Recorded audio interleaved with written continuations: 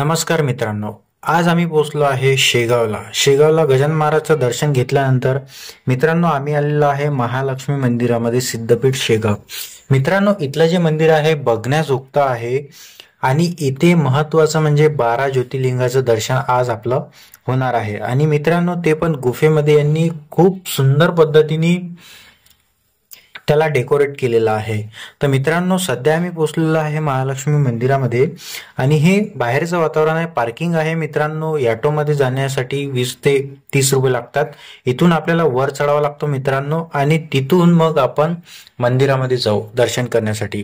तर मित्रांनो, त्याआधी आपण करून घेऊया बजरंगबलीचं दर्शन. मित्रांनो, बजरंगबलीचं दर्शन केल्यानंतर आपण निघू पुलावरून.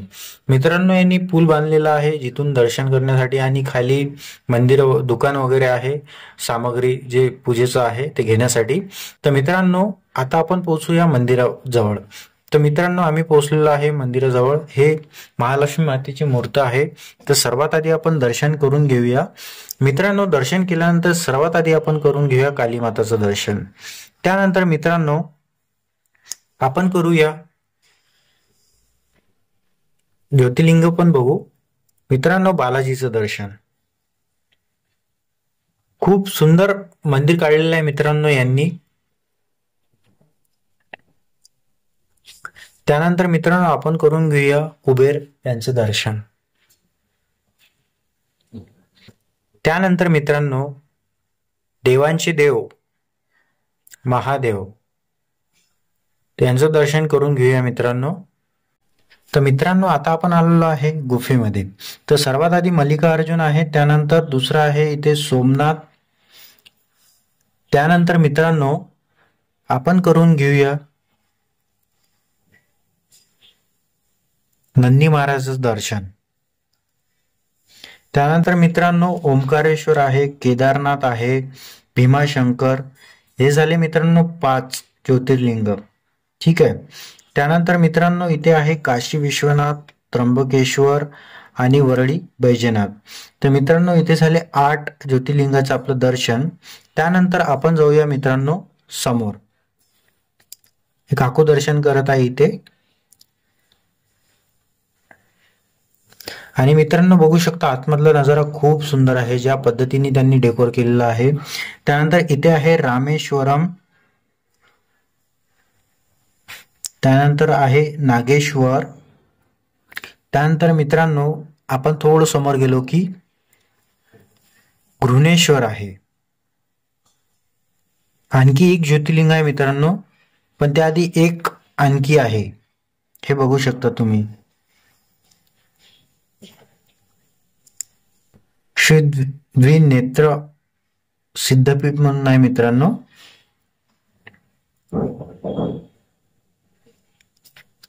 त्यानंतर हे बघू शकता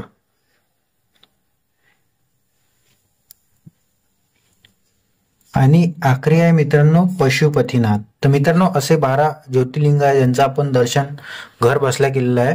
तर मित्रांनो आता आम्ही निघालेलो आहे वर. त्यानंतर गजानन महाराजचं आपण सर्वात आधी दर्शन करून घेऊया. आणि मित्रांनो हा मंदिराच्या मागचा नजारा आहे आणि आपले महाराष्ट्राचे दैवत श्री छत्रपती शिवाजी महाराज यांचं आपण दर्शन केलेलं आहे. त्यानंतर मित्रांनो हा मंदिराच्या बॅक साईडचा पोर्शन आहे. इथे बघू शकता तुम्ही, इथे ध्यान मंदिर आहे. त्यानंतर इथे बघू शकता मित्रांनो अयोध्या श्रीराम मंदिर प्रकृती दर्शन. तर इथलं पण आपण दर्शन करून घेऊया. पण मित्रांनो इथे यांनी शोकेस काढलेलं आहे, जसं महादेवाचं मोठी मूर्त आहे तिथे सेल्फी पॉइंट बनवण्यासाठी शायद यांनी काढलेला आहे. त्यानंतर आपण जाऊया आतमध्ये प्राकृतिक दर्शन बघण्यासाठी.